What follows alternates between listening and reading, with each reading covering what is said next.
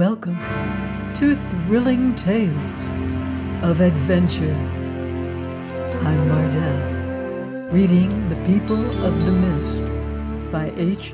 Rider Haggard. Chapter 41. The End of the Adventure. 6 weeks or so had passed when a four-wheeled cab drew up at the door of 2 Albert Court, London, E.C. The progress of this vehicle had excited some remark among the more youthful and lighter-minded denizens of the city, for on its box, arrayed in an ill-fitting suit and a brown hat some sizes too small for him, sat a most strange object, whose coal-black countenance, dwarfed frame, and enormous nose and shoulders attracted their ribald observance. "Look at him, Bill," said one youth to an acquaintance. "He's escaped from Madame Tussaud's, he has. Painted himself over with Day and Martin's best and bought a second-hand Guy Fawkes nose." Just then his remarks were cut short, for Otter, having been made to understand by the driver that they had arrived at their destination, descended from the box in a manner so original that it is probably peculiar to the aborigines of Central Africa, and it frightened that boy away. From the cab emerged Leonard and Juana, looking very much the better for their sea journey, indeed having recovered her health and spirits, and being very neatly dressed in a grey frock, with a wide black hat trimmed with ostrich feathers. Juana looked what she was, a very lovely woman. Entering an outer office, Leonard asked if Messrs. Thompson and Turner were to be seen. "Mr. Turner is within, sir," answered a clerk of venerable appearance. "Mr. Thompson," and here his glance fell upon Otter, and suddenly he froze up, then added with a jerk, "has been dead 100 years.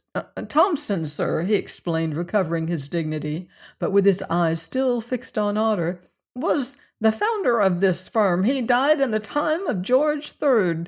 That is his picture over the door, the person with the hare-lip and a snuff-box."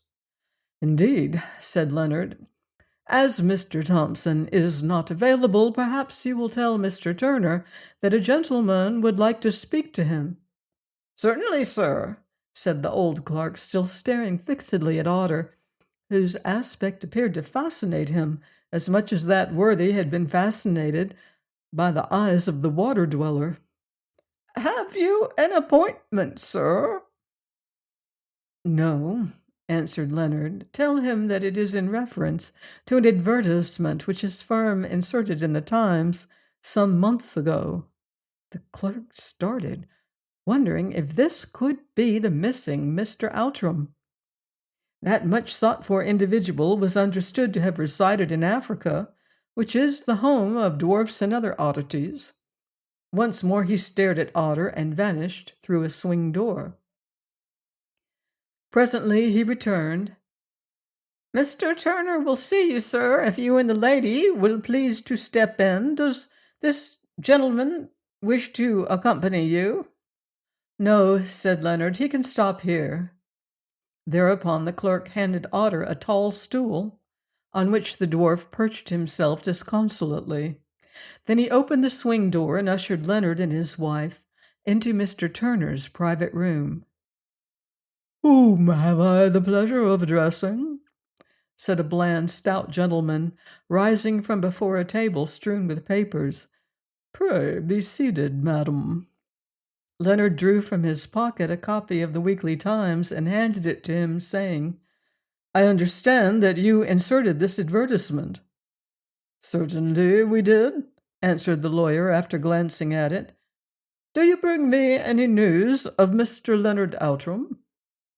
"Yes, I do. I am he, and this lady is my wife." The lawyer bowed politely. "This is most fortunate," he said. "We had almost given up hope, but of course some proofs of identity will be required." "I think that they can be furnished to your satisfaction," answered Leonard briefly. "Meanwhile, for the sake of argument, perhaps you will assume that I am the person whom I state myself to be, and inform me to what this advertisement refers?" "Certainly," answered the lawyer. "There can be no harm in that. Sir Thomas Outram, the late baronet, as you are doubtless aware, had two sons, Thomas and Leonard. Leonard, the second son, as a young man, was engaged to, or rather had some love entanglement with a lady. Really, I forget her maiden name, but perhaps you can inform me of it." "Do you happen to mean Miss Jane Beach?" said Leonard quietly. At this point, Juana turned in her chair and became extraordinarily, indeed almost fiercely, interested in the conversation. "Quite so. Beach was the name. You must excuse my forgetfulness. Well, Sir Thomas's affairs fell into confusion, and after their father's death, Mr. Leonard Outram, with his elder brother Thomas, emigrated to South Africa. In that same year, Miss Jane Beach married a client of ours, Mr. Cohen, whose father had purchased the estate of Outram from the trustees in bankruptcy." "Indeed," said Leonard. "Shortly afterwards," went on the lawyer, "Mr. Cohen, or rather Sir Jonas Cohen, succeeded to the estate on the death of his father. 2 years ago he died, leaving all his property, real and personal, to his only child, a daughter named Jane, with the reversion to his widow in fee simple. Within a month of his death the child Jane died also, and 9 months later her mother, Lady Cohen, née Jane Beach, followed her to the grave." "Yes," said Leonard in a dull voice, and hiding his face in his hand. "Go on, sir." "Lady Cohen made a somewhat peculiar will. Under the terms of that will, she bequeaths the mansion house and estates of Outram, together with most of her personal property, amounting in all to something over £100,000, to her old friend Leonard Outram and the heirs of his body, with reversion to her brother.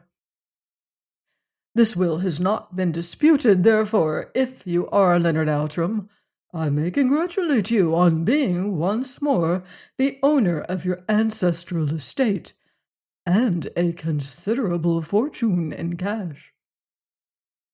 For a while Leonard was too agitated to speak. "I will prove to you," he said at last, "that I am this person. That is, I will prove it prima facie. Afterwards you can satisfy yourself of the truth of my statements by the usual methods." And he proceeded to adduce a variety of evidence as to his identity, which need not be set out here. The lawyer listened in silence, taking a note from time to time. "I think," he said when Leonard had finished, "that, subject to those inquiries of which you yourself have pointed out the necessity in so grave a matter, I may accept it as proved that you are none other than Mr. Leonard Outram, or rather," he added, correcting himself, "if, as I understand, your elder brother Thomas is dead, then Sir Leonard Outram. Indeed, you have so entirely convinced me that this is the case, that I have no hesitation in placing in your hands a letter addressed to you by the late Lady Cohen, and deposited with me, together with the executed will, though when you have read it I shall request you to leave that letter with me for the present. By the way, it may interest you to learn," Mr. Turner added, as he went to a safe built into the wall and unlocked its iron door, "that we have been hunting for you for a year or more. We even sent a man to South Africa, and he tracked you to a spot in some mountains somewhere north of Delagoa Bay, where it was reported that you, with your brother Thomas and 2 friends, were digging for gold. He reached that spot on the night of the 9th of May last year." "The very day that I left it," broke in Leonard, "and found the site of your camp and 3 graves. At first our representative thought that you were all dead, but afterwards he fell in with a native who appears to have deserted from your service, and who told him that one of the brothers was dying when he left the camp, but one was still in good health, though he did not know where he had gone. My brother Thomas died on the 1st of May, this day year, said Leonard. After that, all trace of you was lost, but I kept on advertising, for missing people have a wonderful way of turning up to claim fortunes, and you see the result. Here's the letter, Sir Leonard. Leonard took the document and looked at it, while strange feelings crowded into his mind. This was the first letter that he had ever received from Jane Beach. Also, it was the last letter that he ever could receive.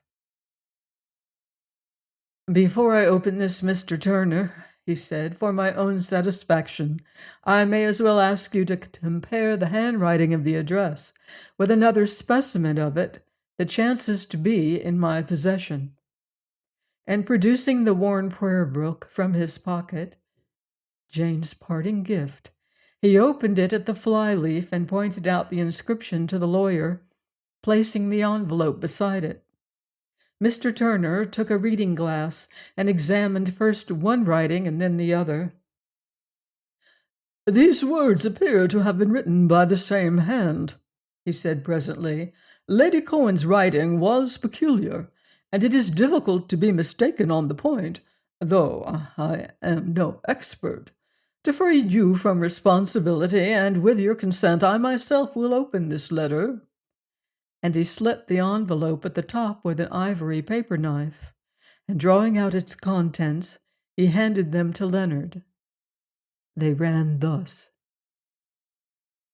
My dearest Leonard, for so I, who am no longer a wife, may call you without shame, seeing that you are in truth the dearest to my heart, whether you be still living or dead like my husband and my child.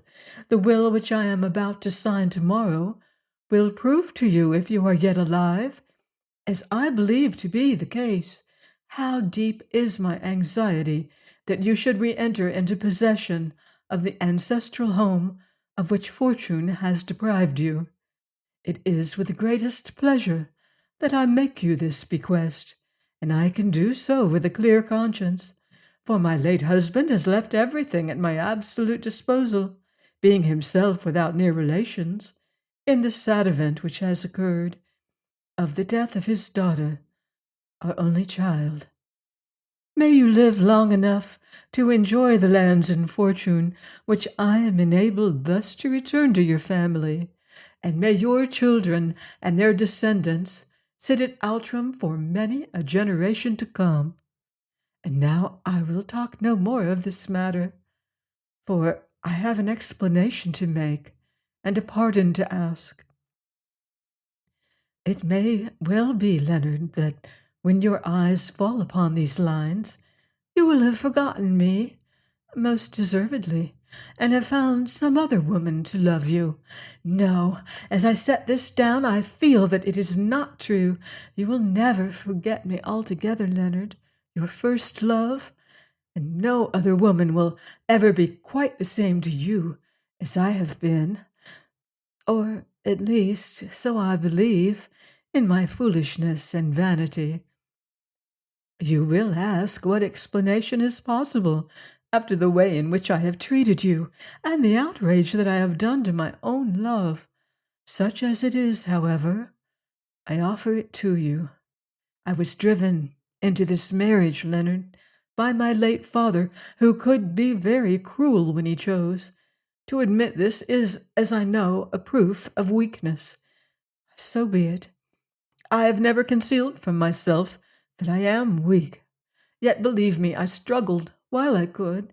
I wrote to you even, but they intercepted my letter, and I told all the truth to Mr. Cohen.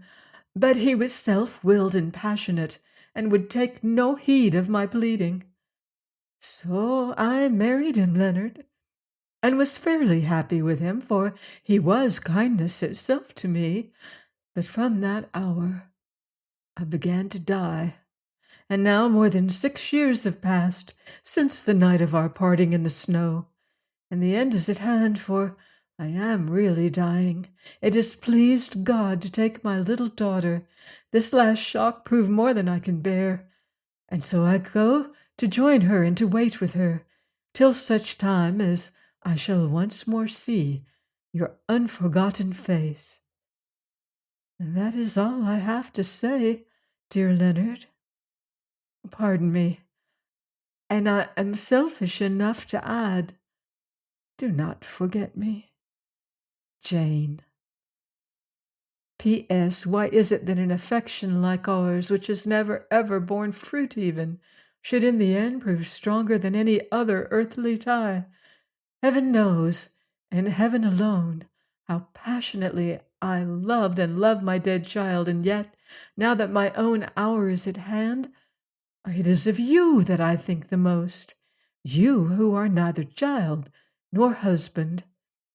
I suppose that I shall understand ere long, but, oh, Leonard, Leonard, Leonard, if as I believe my nature is immortal, I swear that such love as mine for you, however much it made me dishonored and betrayed, is still the most immortal part of it.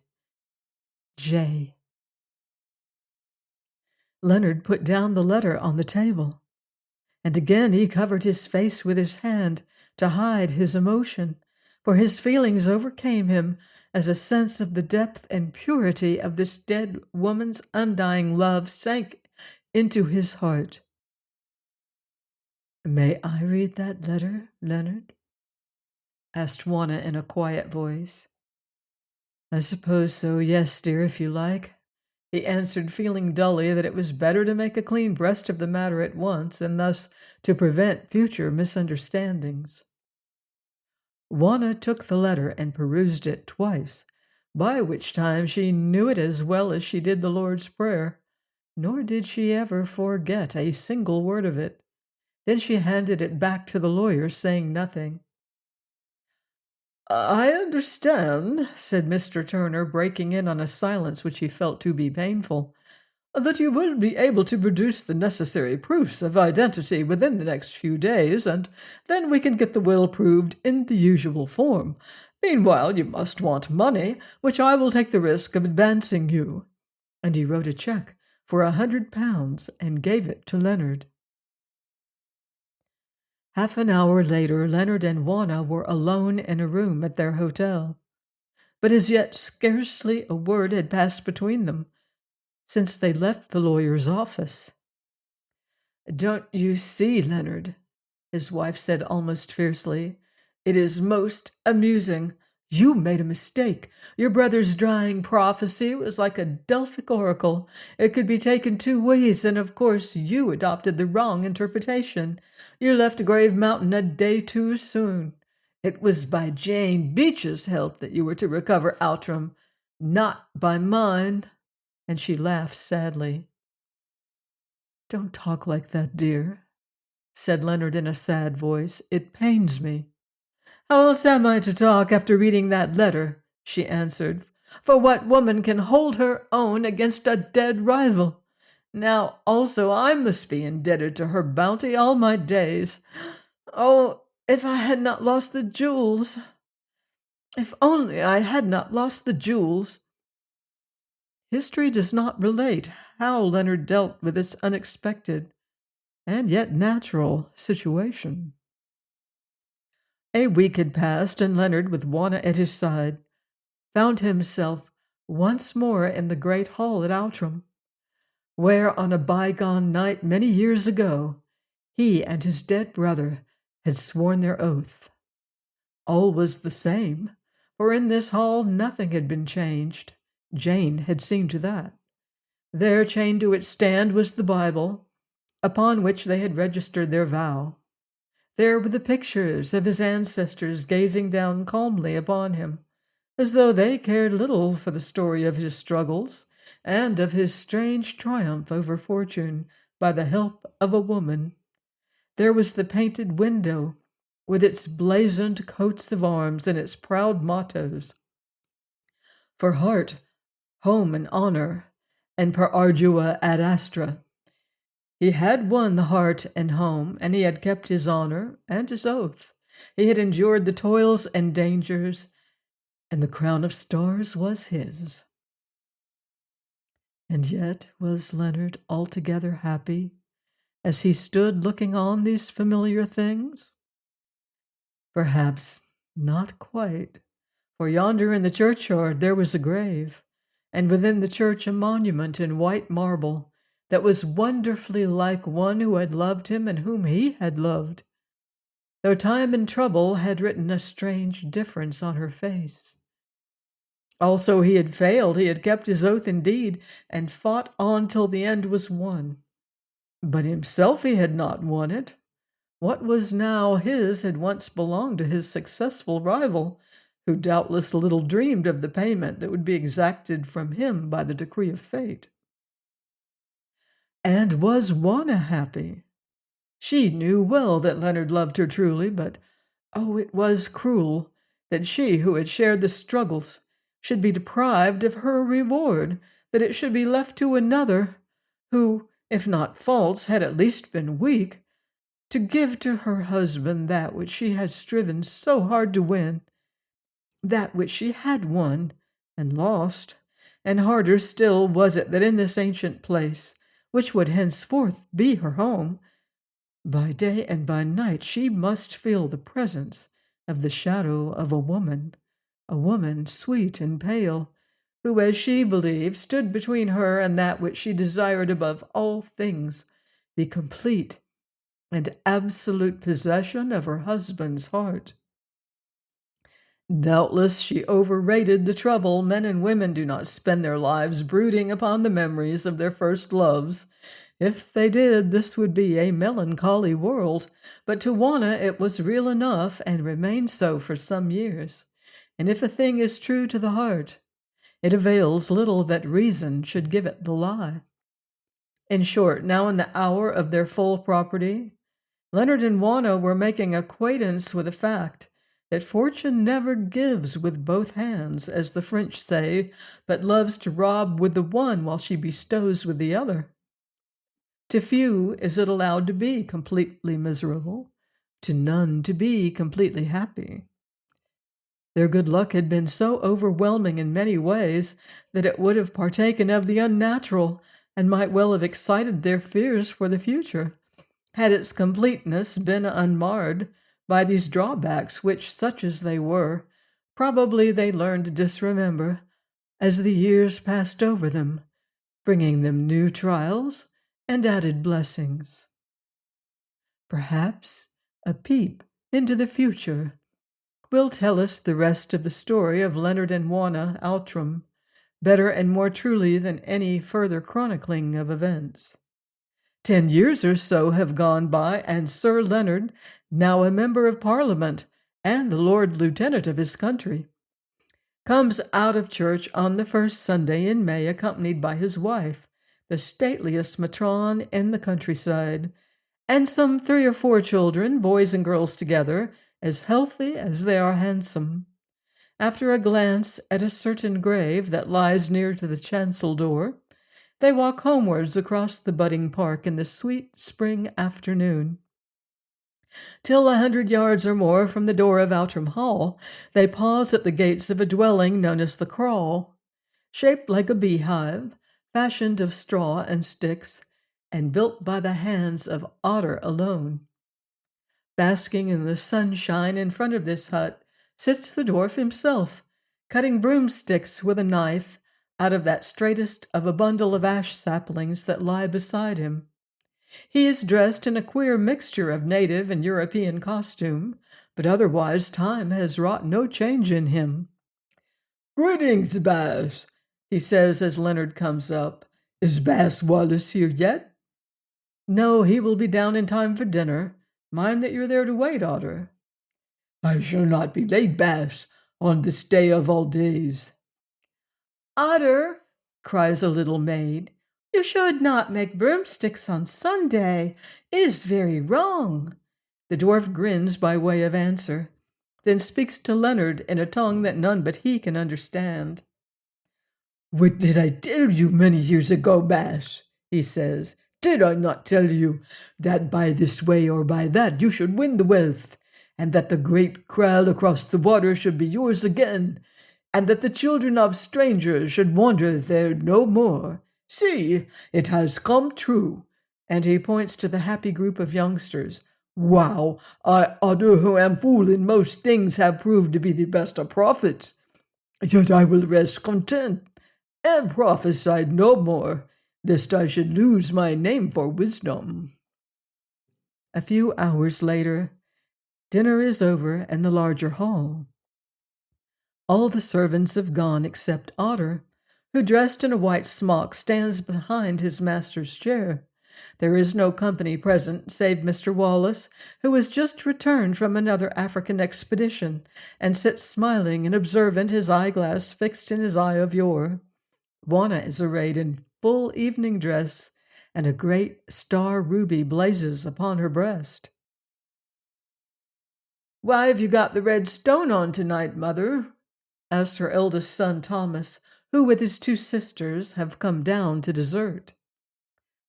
"Hush, dear," she answers, as Otter advances to that stand on which the Bible is chained, holding a glass filled with port in his hand. "Deliverer and shepherdess," he says, speaking in Sesotho, "on this day 11 years gone, Baas Tom died out yonder. I, who drink wine but once a year, drink to the memory of Baas Tom, and to our happy meeting with him in the gold house of the great-great." And swallowing the port with a single gulp, Otter throws the glass behind him, shattering it on the floor. "Amen," says Leonard. "Now, love, your toast." "I drink to the memory of Francisco, who died to save me," says Juana in a low voice. "Amen," repeats her husband. For a moment there is silence, for Leonard gives no toast. Then the boy Thomas lifts his glass and cries, "And I drink to Olfan, the king of the people of the mist, and to Otter, who killed the snake god, and whom I love best of all of them. Mother, may Otter get the spear and the rope and tell us the story of how he dragged you and father up the ice bridge?" I hope you've enjoyed this story. Please join me next season for a brand new adventure here on Thrilling Tales of Adventure.